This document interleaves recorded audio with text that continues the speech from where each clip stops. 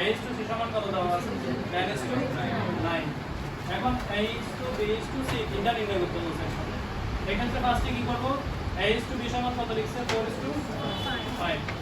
একে টার্গেট করব কারণ দুই পাশে আছে কে দুই পাশে কি আছে এখন একে টার্গেট করে আমি ফার্স্ট এখানে এর আগে কি আছে আর এর লাস্টে কি আছে মানে আগেরটা 5 দিয়ে গুণ করব। সরি, এখানে এর ফার্স্টে কি আছে 4, এখানে এর ফার্স্টে কি আছে 4 আর এখানে কি আছে 10। দুই পাশে এ আছে না, এই পাশে 4 দিয়ে এটাকে গুণ দিব আর এই পাশে 10 দিয়ে এটাকে গুণ দিব। বুঝতে পারছো? তাহলে 4 দিয়ে যখন আমি এটা পুরোটাকে গুণ দিই তাহলে কি থাকে 10:9 কে 4 10 10 কে দিয়ে যখন 4 কে গুণ দিব 40, কারণ 10 এটা পুরোটার সাথে গুণ, 10 টা কার সাথে গুণ পুরোটার সাথে গুণ, এই যে এটা পুরোটার সাথে গুণ। বুঝতে পারছো?